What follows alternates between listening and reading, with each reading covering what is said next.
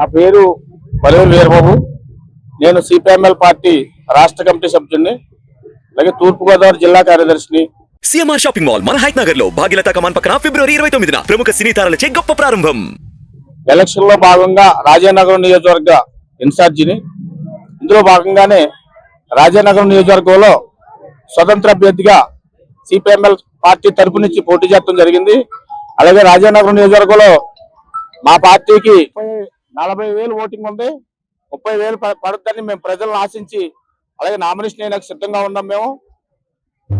అలాగే ప్రజలందరూ కూడా నన్ను గుర్తించి ప్రజా సమస్యలు తీర్చడానికే మేము ముందున్నాం. ఇప్పుడు కూడా అధికారంలో ఉన్నా లేకపోయినా ఏనాడు నుంచో తీరుతూ ఉన్నాం. ప్రజల్లో ఇంకా ముందుకు పోవాలని, ఎమ్మెల్యే నెగ్గాలని కోరికతోటి ఈ రోజు ప్రజల్లోకి రావడం జరిగింది. లక్ష్మీనరసింహ గుడికాడ దండం పెట్టుకుని బయలుదేరాం. ఈ రోజు ప్రజలందరూ కూడా గుర్తించి నన్ను గెలిపిస్తారని కోరుకుంటా ఉన్నాను.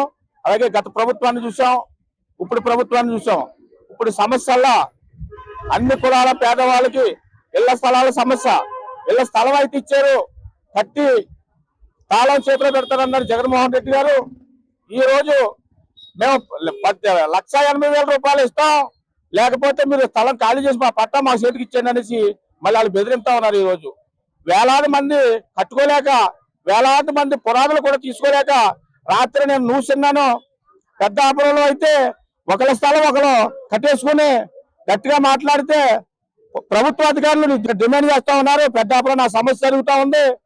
ఇటువంటి సమస్యలన్నీ కూడా రాష్ట్ర వ్యాప్తంగా ఉన్నాయి.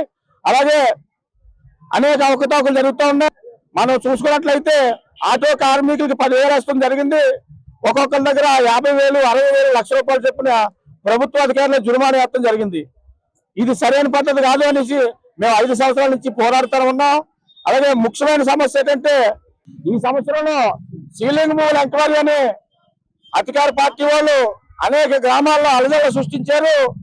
సీలింగ్ మూలని అక్కడ సర్వే రాళ్ళ మీద జగన్మోహన్ రెడ్డి గారు ఫోటోలు వేసుకోవడం జరిగింది. కాదని మేము అనేక సార్లు మీడియాలో మీ పత్రికల ద్వారా తెలియజేయడం జరిగింది. ఇది కరెక్ట్ కాదు.